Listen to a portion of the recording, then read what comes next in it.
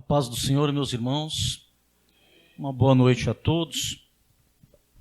Graças a Deus, podemos estar aqui reunidos por Deus, Deus congregando o seu povo aqui neste lugar, para que façamos aquilo para o qual fomos chamados: prestar culto, serviço, tributar a Deus toda a glória, honra e louvor que é devida a Ele.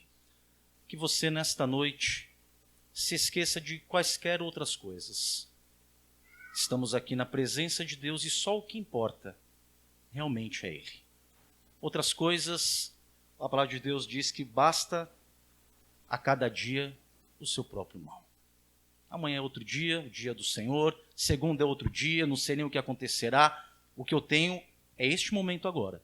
E este momento nós vamos dedicar aqui em louvor, em adoração ao Senhor, cultuando a Deus agora através também da pregação da sua palavra. Venho ali de Jaguaquara, ali da Igreja Presbiteriana do Brasil, trabalho da Junta de Missões Nacionais, ali com uma congregação. O missionário do campo ali é o pastor Miguel. Então trago aqui aos irmãos uma saudação da nossa igreja, que vocês possam também saber que estão presentes nas nossas orações, né? Oramos sempre aqui pelo trabalho dessa igreja, na pessoa do pastor Davi, e peço também a mesma coisa, que orem pelo trabalho presbiteriano ali na cidade de Jaguaquara, que Deus nos abra a porta ali para crescermos, inclusive numericamente, naquele lugar. Vamos, o pastor já orou, então não vou me delongar com outra oração, mas queria nessa noite louvar a Deus por mais um ano de existência aqui desta igreja. E nesta conferência de aniversário foi escolhido aqui um tema que é um tema excelente, na verdade. E nós vamos discorrer nesse tema durante todo este final de semana. Está escrito, inclusive, na camisa dos irmãos, né? Toda a vida para a glória de Deus. E é muito importante nós enfatizarmos que não são apenas alguns aspectos ou esferas da vida do cristão que devem ser vividas para a glória de Deus, mas sim toda a vida. E como nós vivemos nossa vida neste mundo, o viver para a glória de Deus vai englobar aí todas as relações que nós temos com este mundo, em todas as esferas que nós vivemos aqui. Afinal, meus irmãos, é neste mundo que nós crescemos, é neste mundo que nós casamos, é neste mundo que nós criamos nossas famílias, nossos filhos, neste mundo nós estudamos, trabalhamos, enfim, é aqui que nós vamos viver até o nosso último dia. É nos relacionando aqui com este mundo. Para muitos pode parecer simples se relacionar com este mundo, mas para o cristão é uma tarefa que não é fácil. A verdade é essa, não é fácil viver aqui neste mundo, pois enquanto estivermos aqui neste mundo, vamos viver sempre uma tensão, vamos viver sempre a ponto de haver ali uma ruptura, e uma ruptura que muitas vezes ela é necessária. Que tensão é essa? Como que eu vou viver uma vida que agrade a Deus no mundo caído?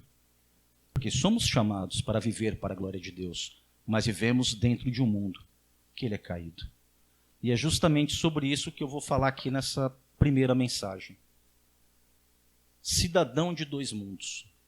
Em qual cultura nós devemos viver? Porque todos nós somos cidadãos de dois mundos. Irmãos, há momentos na vida em que nós devemos tomar decisões que são extremamente importantes. E algumas delas se resumem a fazer escolha. Temos que fazer várias escolhas na vida. E algumas são muito importantes. E elas vão acabar ditando aí o curso da nossa vida. Por exemplo, um dia eu escolhi me casar com a minha esposa, que está ali, Bia, minha esposa. Um dia eu resolvi me casar com ela. E naquele dia, diante de Deus, diante de testemunhas, eu disse: sim, Bia, eu quero você como minha esposa. E quando eu disse sim para Bia, na verdade, eu não estava dizendo apenas sim para Bia. Eu também estava dizendo não. Eu não quero nenhuma outra mulher que não seja ela. Então, este sim ele também está acompanhado de um não. Sim para ela, e não para outras, porque ela é minha esposa. Muitas outras decisões que nós tomamos, elas nos fazem dizer sim para umas coisas e não para outras. Em todo sim vai haver um não. E quanto maior é o sim, maior também vai ser o não. Entenda isso. Quando eu amo algo, eu vou desprezar as demais coisas. Quando eu escolho alguma coisa, eu vou rejeitar outras. E esse tipo de escolha é muito importante. E ele sempre vai causar alguma ruptura. Sempre. Existe uma outra escolha que é grande e vai causar também uma grande ruptura.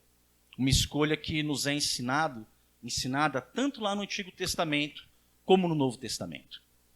Por exemplo, lá no livro de Josué, no capítulo 24, no versículo 14, o povo de Deus ele é chamado a fazer uma escolha entre servir a Deus ou servir aos deuses dos cananeus.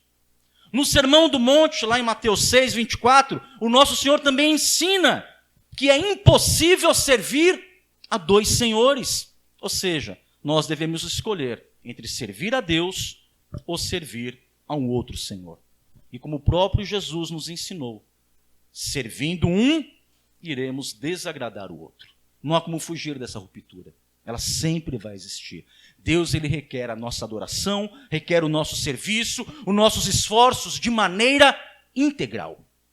Deus não nos quer divididos, ele exige que nós os sirvamos de maneira realmente integral. O zelo de Deus não permite nos dividir com ninguém. Deus ele tem zelo, ciúme pela nossa vida. Afinal, nós somos criados para a glória de Deus. Isso é ensinado em muitos catecismos, inclusive na nossa igreja, há um catecismo que ensina isso na sua primeira pergunta.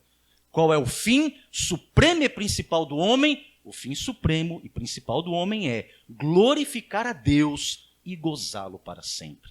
Para isso nós somos criados.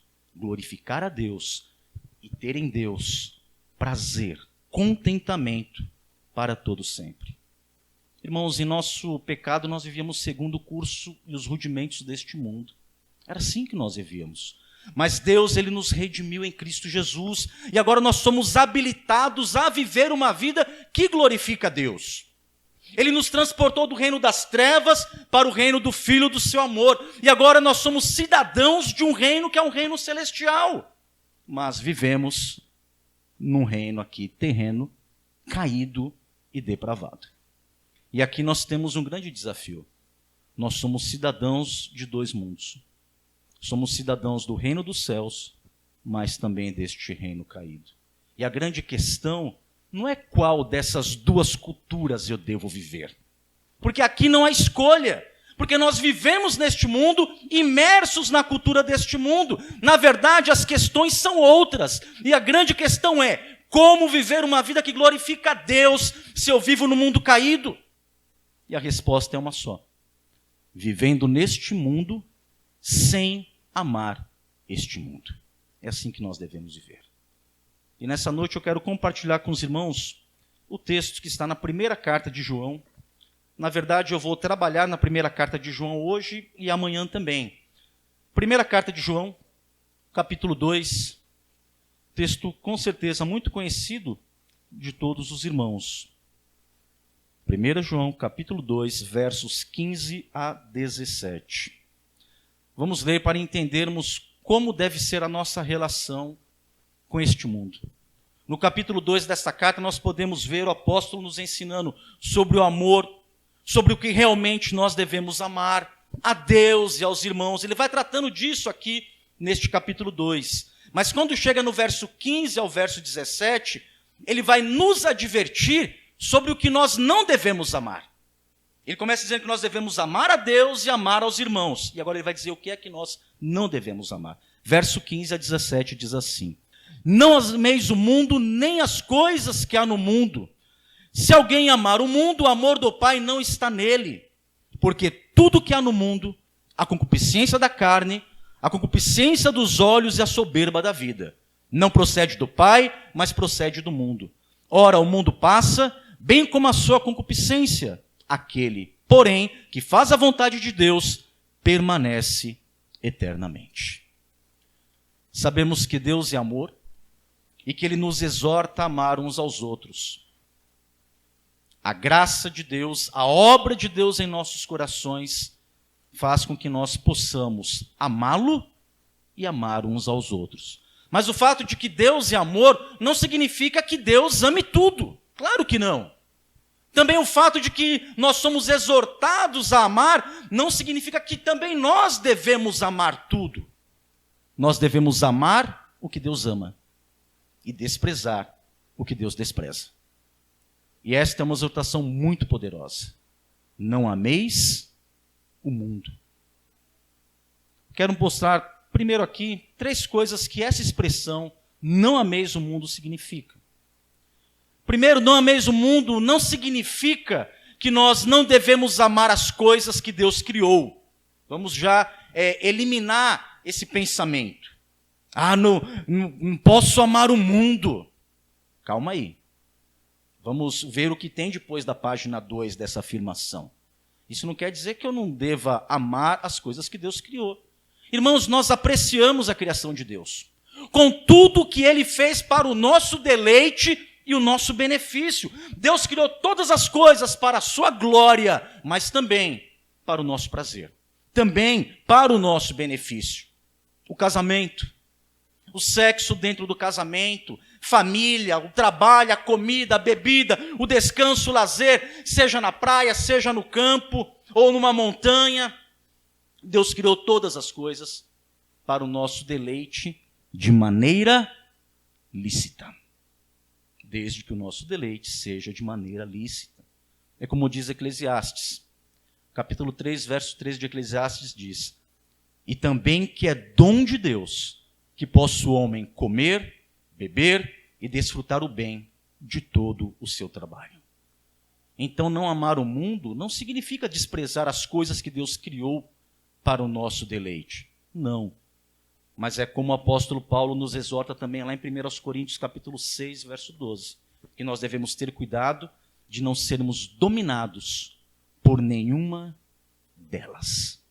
Todas as coisas me são lícitas, mas não me deixarei dominar por nenhuma delas. Não ameis o mundo também não significa que eu mesmo possa definir o que é mundano. E esse é um grande problema, porque as pessoas, elas mesmas querem definir, não, isso é do mundo, isso é mundanismo, aquilo é mundanismo. E aí as pessoas vão dizer muitas coisas. Eu não vou ao cinema, eu não vou ao teatro, não vou ao museu. Num dia de verão eu não vou numa praia, não vou no rio, não vou numa cachoeira para me refrescar. Eu não assisto, eu não ouço, eu não como, não bebo isso e aquilo, porque isso é amar o mundo.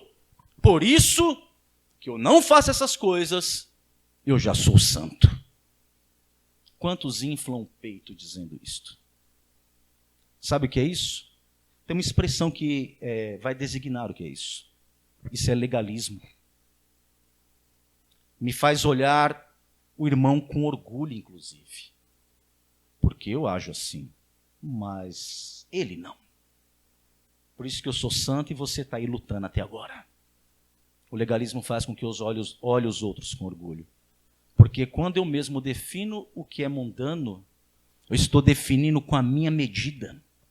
Eu estou usando a minha régua. Eu estou julgando segundo o meu próprio entendimento.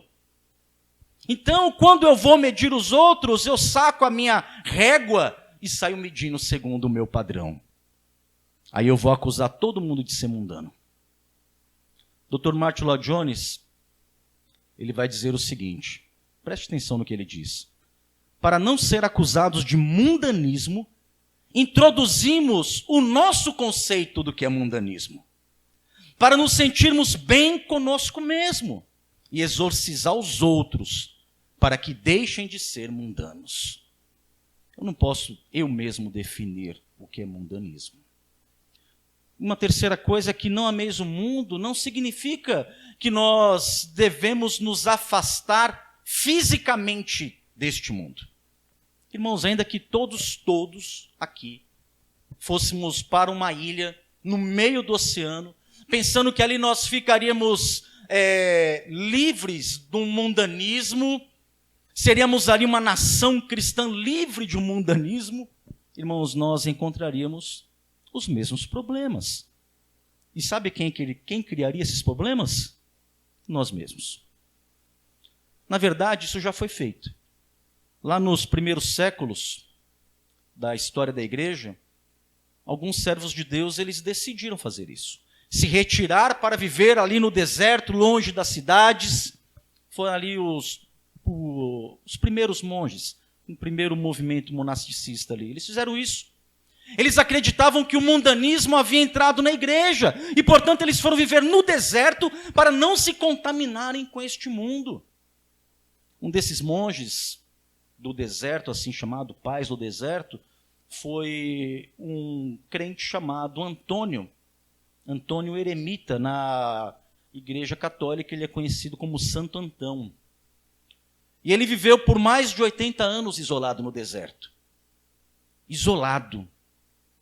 E ele chegou à seguinte conclusão. Olha o que ele vai dizer. Aquele que se assenta em solidão e quietude escapou de 3 guerras. Ouvir, falar e ver. Entretanto, com uma coisa ele continua lutando. Seu próprio coração.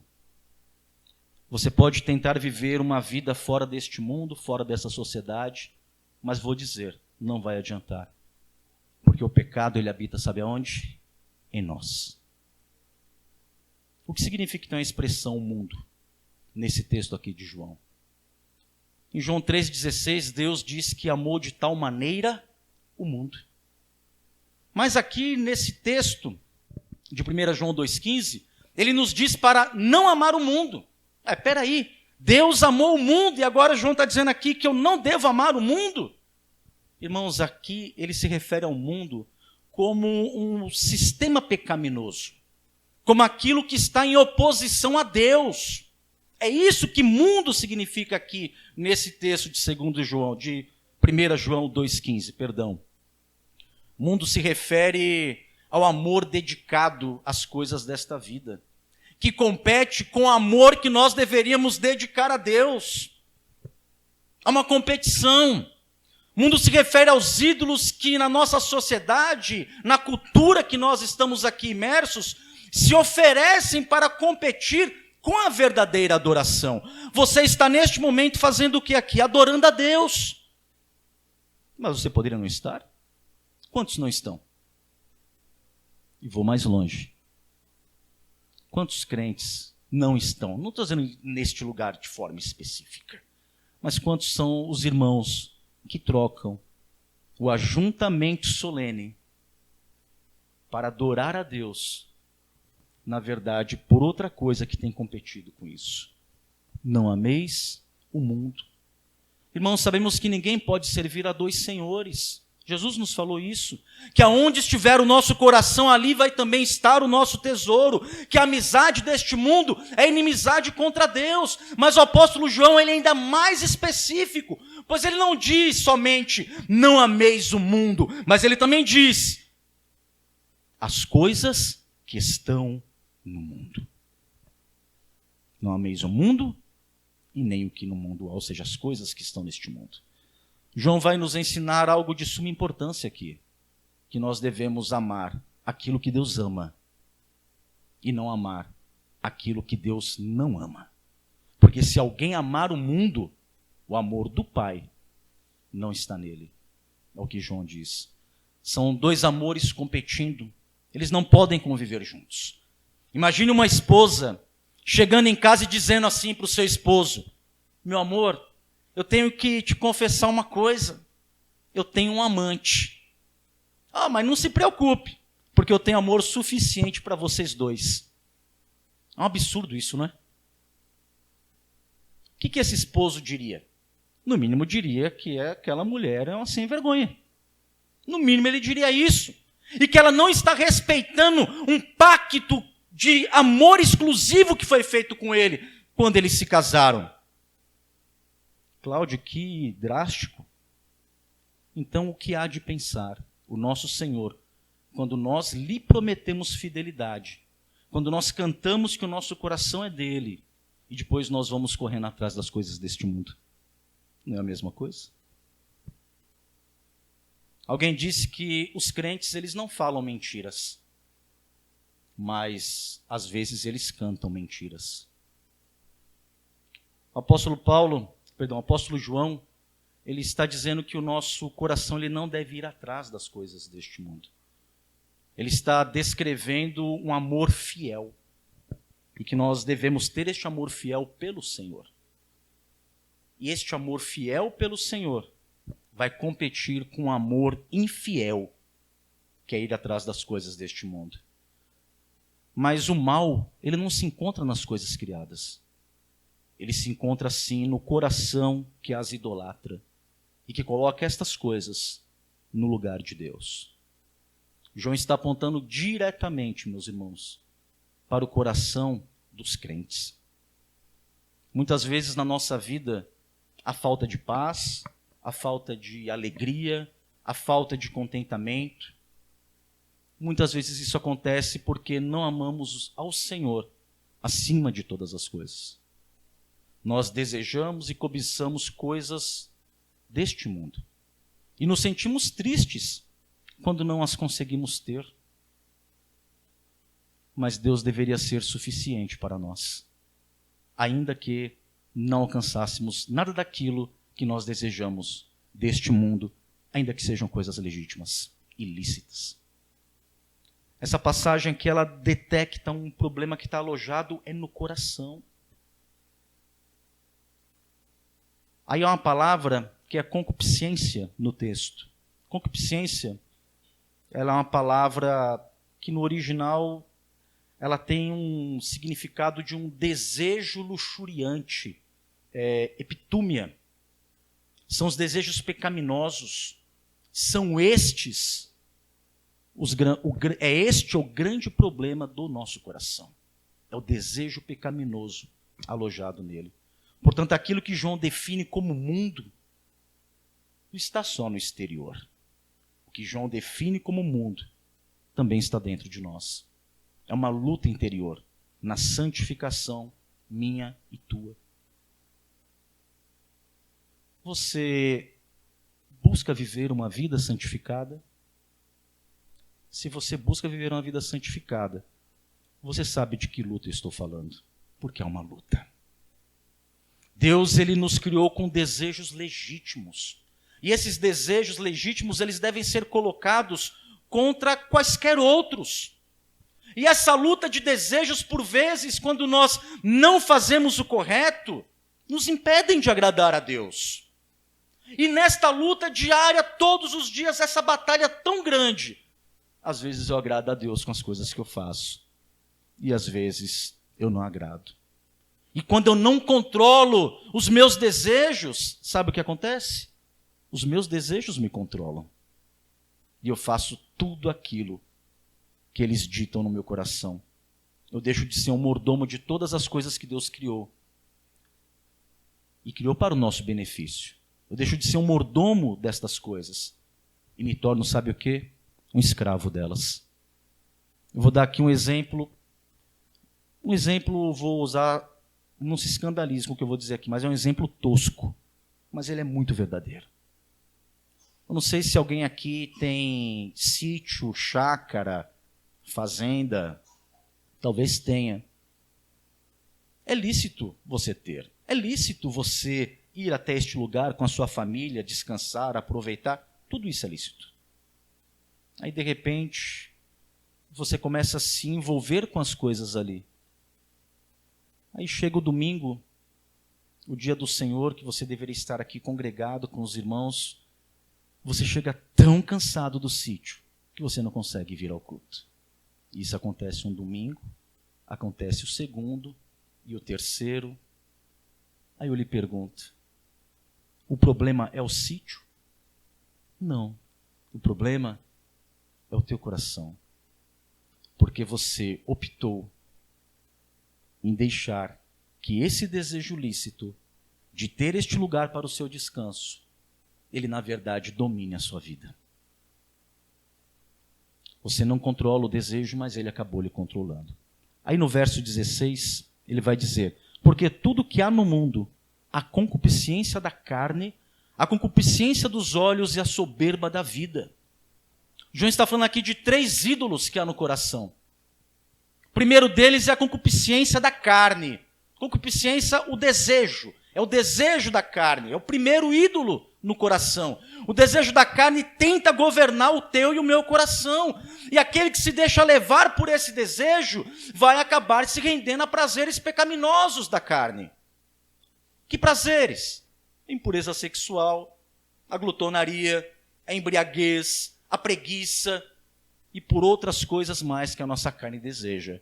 Porque ela deseja tudo isso.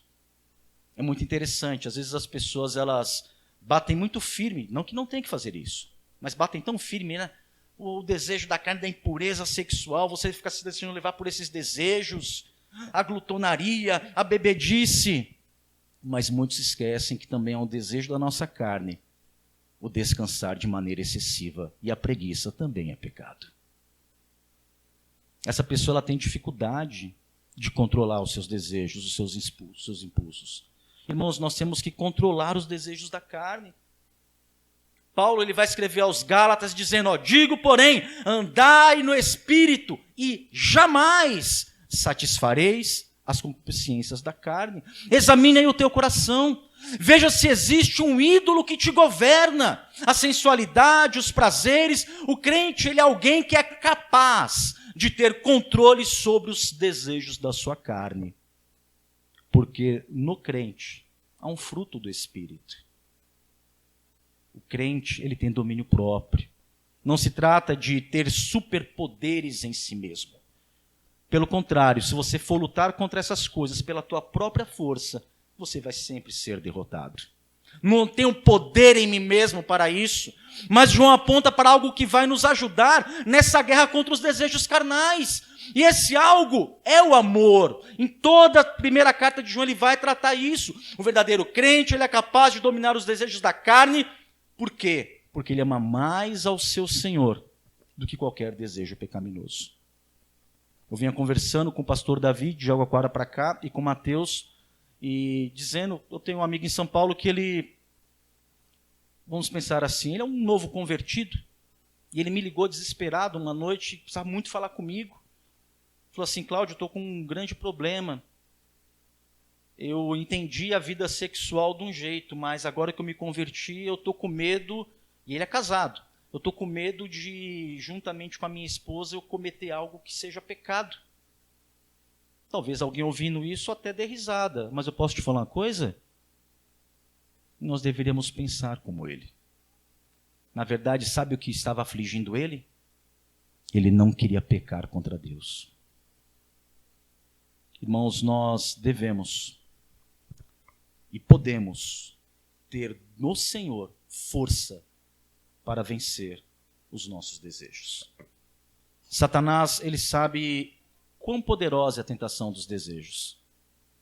Ele usa a cultura deste mundo para tentar o nosso coração. Como se ele dissesse, faça tudo que pede o seu coração. Mas, lá em Filipenses, Paulo ele vai chamar aqueles que vivem para satisfazer os desejos carnais de algo muito curioso. Paulo vai dizer, Filipenses 3,18, ele diz, pois muitos andam entre nós, dos quais repetidas vezes eu vos dizia, e agora vos digo, até chorando, que são inimigos da cruz de Cristo. O destino deles é a perdição. E olha só, o Deus deles é o ventre. E a glória deles está na sua infâmia, ou seja, na sua vergonha, visto que só se preocupam com as coisas terrenas, ou seja, deste mundo. Pois a nossa pátria está nos céus, de onde também aguardamos o Salvador, o Senhor Jesus Cristo. Paulo diz que nós somos cidadãos de outra pátria, de um reino que é um reino celestial, e aguardamos a manifestação plena deste reino na volta do Senhor. Mas ele diz que alguns só se preocupam com as coisas deste mundo. Um outro ídolo do coração aqui é o desejo dos olhos. Atrás de quantas coisas os nossos olhos podem correr? De praticamente tudo. Os olhos seguiam pelas aparências, os olhos desejam ter posses, riqueza, fama. E aquele que vive pelo desejo dos olhos só se preocupa pelo que ele vê e pelo que os outros veem nele, não é pelo que Deus vê. Deveria ser pelo que Deus vê. Isso que deveria me interessar e me preocupar, o que Deus vê, não. Mas eu só me preocupo com o que eu vejo ou com o que os outros veem em mim. E com isso ele deixa de ser uma pessoa e se torna, na verdade, um personagem que vive pela aparência, para agradar o próprio coração e também o coração dos outros.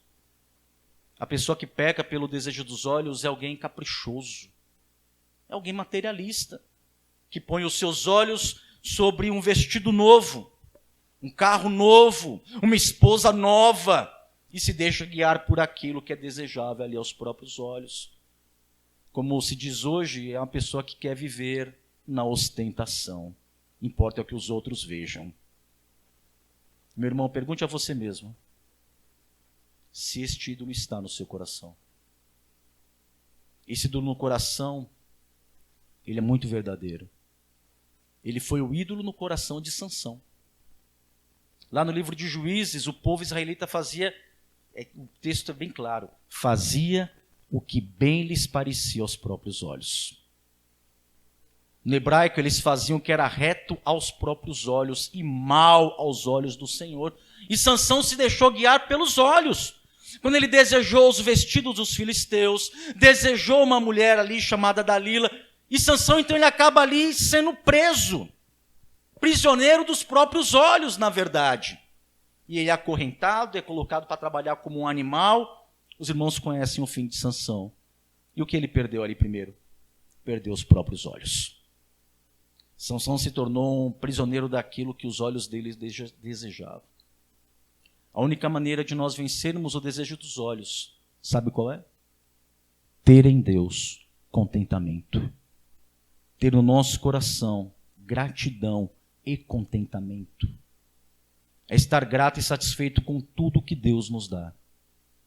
Como Paulo mesmo diz para Timóteo, tendo sustento e com que nos vestir, estejamos contentes.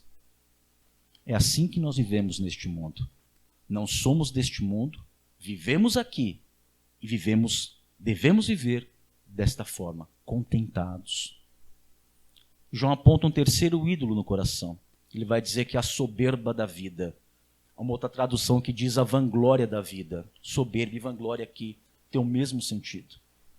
Uma das coisas que mais gostamos é de ser lembrados. Nós gostamos de ser lembrados. Nós gostamos de receber aplausos. Gostamos. Inclusive fazemos de tudo para que essas coisas aconteçam. Nos esforçamos para isso muitas vezes. Gostamos de demonstrar as nossas conquistas, nossas capacidades, no mesmo grau que nós gostamos de receber o destaque por elas.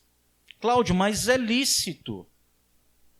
É lícito você conquistar coisas. Claro que é. Mas você não pode deixar que o seu coração se ensoberbeça.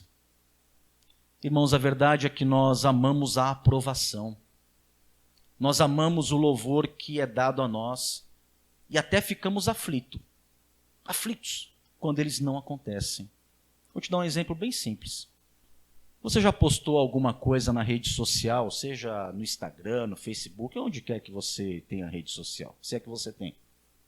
Aí nós postamos, aí nós ficamos verificando a cada 10 minutos para ver se alguém deu um like. Gostamos de aprovação. Todos nós. Gostamos, na verdade, de nos gloriar. E muitas vezes isso é uma vanglória, e essa vanglória ela é temporal, ela vem e vai e se acaba. A soberba da vida, ela exalta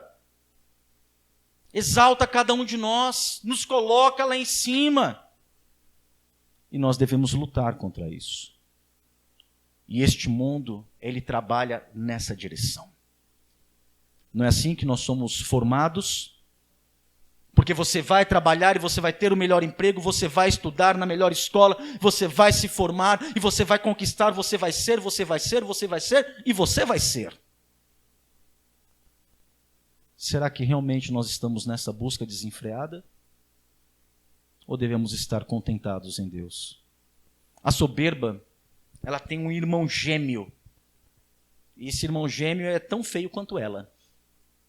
O irmão gêmeo da soberba é o desprezo. Quando eu não recebo o aplauso dos outros, eu começo a criticar e desprezar os outros, para que eu me sinta um degrau acima deles e eles abaixo de mim. Eu tenho que encontrar uma maneira de me sair bem nisso aqui. Isso é patético. E fazemos isso em muitos momentos. Nós deveríamos nos gloriar apenas em uma coisa. A Bíblia diz: nos gloriar no Senhor. Nos gloriar no Senhor Jesus Cristo. Nossas línguas, elas deveriam ser usadas para exaltar apenas o nome do Senhor. Deveria ser usada apenas para edificar os nossos irmãos. O apóstolo Paulo, ele tinha muito do que se gloriar. Circuncidado ao 8º dia, da linhagem de Israel, da tribo de Benjamim, hebreu de hebreus, quanto à lei, fariseu, quanto ao zelo, perseguidor da igreja, quanto à justiça que há na lei, ele diz que era irrepreensível.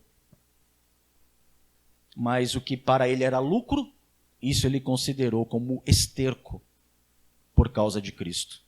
E Tiago diz que Deus resiste ao soberbo, mas ele dá graça aos humildes. Devemos todos nós tomar cuidado, pois a soberba da vida, ela pode ser uma vanglória que nós vestimos aos domingos. Nosso ministério, a minha igreja, o serviço que nós prestamos ao Senhor, deve ser para a glória de Deus, irmãos, e não para nós mesmos. A única aprovação e elogio que nós deveríamos buscar, sabe de quem é? A de Deus. Para que naquele grande dia você ouça uma coisa: servo bom e fiel. Irmãos, nós somos apenas vasos de barro.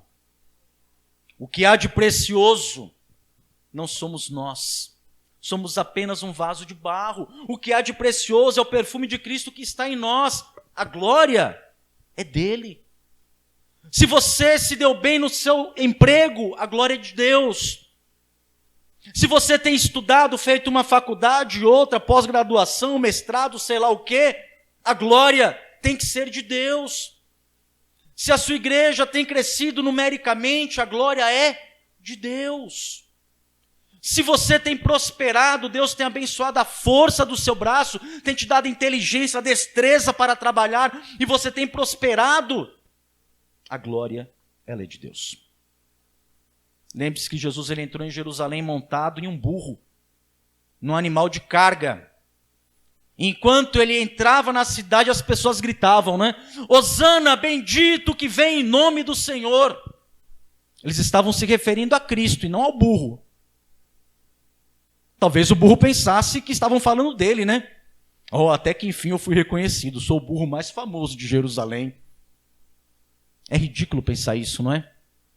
Mas a verdade é que muitas vezes nós agimos como este burro. Nós deveríamos levar a beleza e a mensagem de Cristo, para que ele seja glorificado.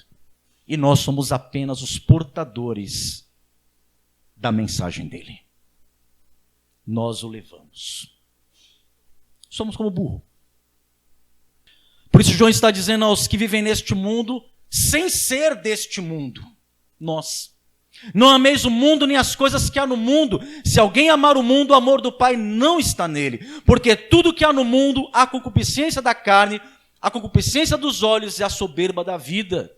Irmãos, de maneira triste, nós constatamos a nossa grande dificuldade em cumprir o que ele nos disse.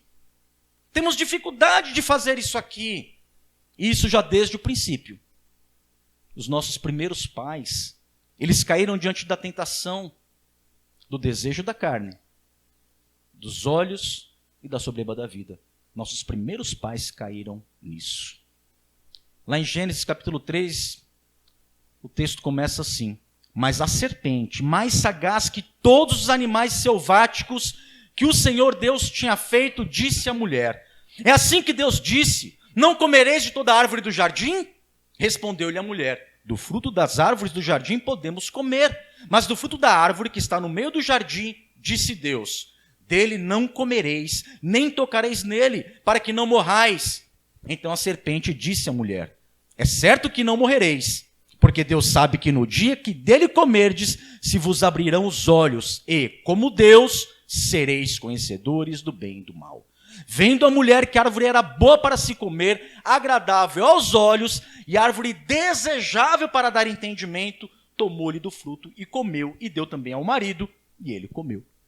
Irmãos, aquele primeiro casal, ele foi criado por Deus e colocado para viver aonde? No mundo. Eles dependiam de Deus para saber como viver no mundo criado. E foi Deus que instruiu Adão para que lavrasse a terra. Foi Deus que disse: aqui está a sua esposa, Adão. Foi Deus que disse: crescei e multiplicai. Irmãos, sem a voz instruidora de Deus, eles não saberiam o que fazer no mundo criado. Da mesma maneira somos nós. Deus nos colocou neste mundo, é um mundo caído. Adão ainda foi colocado no mundo perfeito, nós no mundo caído. E Deus nos colocou aqui para viver de maneira que possamos glorificá-lo. Mas para isso nós devemos ouvir a instrução de como viver neste mundo. E quem vai dar instrução é o próprio Deus. Como é que eu vou desprezar isso? Como que eu vou desprezar a instrução que Deus me dá para eu possa viver aqui neste mundo? Se aquele primeiro casal precisava ser instruído para viver num mundo em que não havia pecado, irmãos, como nós que somos pecadores, vivendo no mundo caído, achamos que nós não precisamos da instrução de Deus.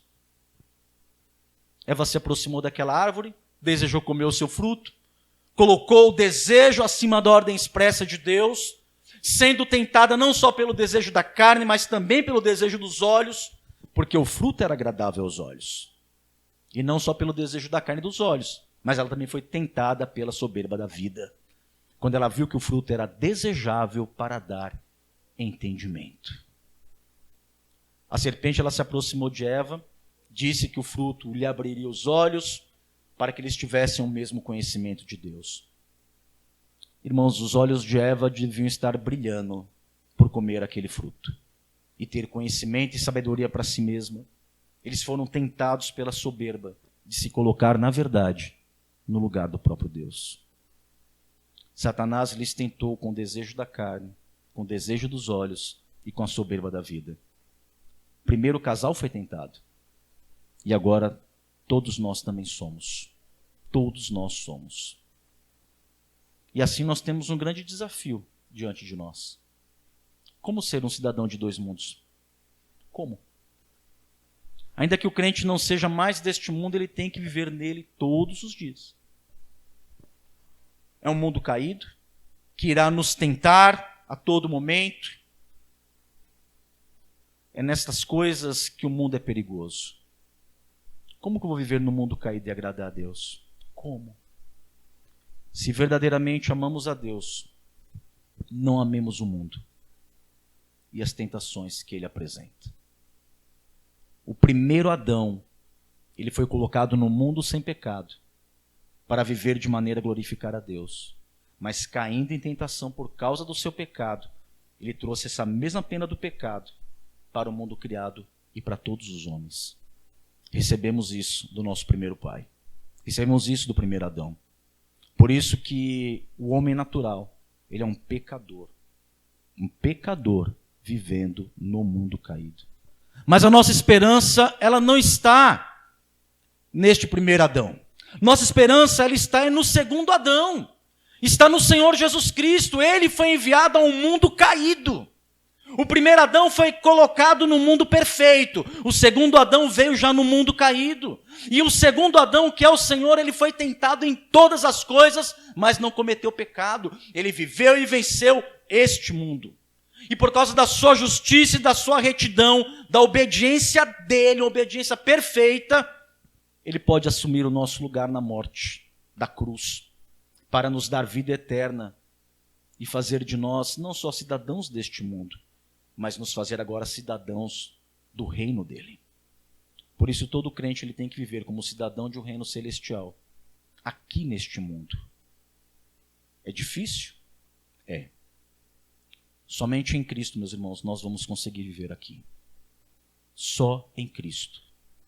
Nós damos graças a Deus por Jesus. A semelhança de Adão, Cristo, o segundo Adão, ele foi tentado. Mas não em um jardim, com toda a sorte de frutos. Mas Jesus foi tentado no deserto, lembra-se disso? Com escassez de água, de comida, jejuando ali 40 dias. E a antiga serpente também saiu ao encontro dele. Como ele fez com os primeiros pais. Ele disse para Jesus: se é o Filho de Deus, manda que estas pedras se transformem em pães. Jesus, vencendo os desejos da carne, diz: não só de pão viverá o homem, mas de toda palavra que procede da boca de Deus. Satanás também tenta Jesus com o desejo dos olhos. Mostra a ele as riquezas dos reinos da terra. E diz: tudo isso te darei se prostrado me adorares. Cristo responde a ele: ao Senhor teu Deus adorarás, e só a ele servirás. Não conseguindo derrubar Cristo pelo desejo da carne e dos olhos, o diabo agora vai tentá-lo pela soberba da vida. Ele leva Jesus ao alto do templo e diz: se és o Filho de Deus, atira-te abaixo, porque está escrito: aos seus anjos ordenará a teu respeito que te guardem, e eles te sustentarão nas suas mãos, para não tropeçares em alguma pedra. Olha que forma espetacular de começar o ministério, né? Subi ao alto de um templo, pulo daqui de cima, uma hoste de anjos virá me pegar, todos vão ver quem realmente eu sou o Filho de Deus. Mas Cristo responde: não tentarás o Senhor teu Deus. Irmãos, Cristo venceu o desejo da carne, o desejo dos olhos e a soberba da vida. Jesus, o segundo Adão, o nosso representante, ele venceu de forma perfeita a tentação, amando de forma perfeita a Deus e rejeitando de maneira perfeita as tentações deste mundo. Portanto, meu irmão, nós somos cidadãos de dois mundos, sim. Mas nós não vivemos duas vidas. Não vivemos duas vidas. Nós vivemos uma única vida. Seja na igreja, seja em casa, seja no trabalho, uma única vida para a glória de Deus. É neste mundo que nós vivemos, trabalhamos, casamos e criamos filhos, como eu disse no início. Como a palavra de Deus nos diz lá em Eclesiastes, nós desfrutamos de todo o benefício das coisas criadas por Deus, para nós e para a glória dele. Isso é maravilhoso. Como que eu vou viver então neste mundo? Como vivo no mundo caído de maneira que glorifica a Deus? A resposta a essas indagações é que o nosso amor, ele não esteja no que este mundo oferece para nos satisfazer. Que você não seja enfeitiçado, atraído para satisfazer os seus apetites pecaminosos. Que é isso, Cláudio? Eu sou crente, está falando que eu tenho apetite pecaminoso? Todos nós temos. Mas nós devemos amar a Deus de todo o nosso coração, alma, entendimento, obedecendo aos mandamentos do Senhor. É assim que devemos viver aqui. É justamente aqui que nós nos deparamos com a nossa limitação, a nossa inabilidade, por causa da condição de pecadores que temos. Nós não temos em nós mesmos a capacidade de amar a Deus de maneira perfeita. Nenhum de nós tem. Não possuímos em nós mesmos esse referencial. Por isso nós precisamos de um outro referencial. Nós precisamos nos espelhar no modo de viver de outra pessoa. Precisamos viver neste mundo, sabe de que maneira? Imitando, andando como Jesus. Jesus, por assim dizer, não é deste mundo. Mas ele viveu neste mundo. E nós devemos imitar e andar Cristo. Andar como Cristo andou. É isso que nós devemos fazer. Quer imitar a Cristo? Quer andar como ele andou? Eu sei que é difícil. De forma alguma eu vou dizer que isso é uma tarefa fácil. Não é. Eu me esforço todos os dias e tropeço todos os dias. Qual é a sua oração pela manhã?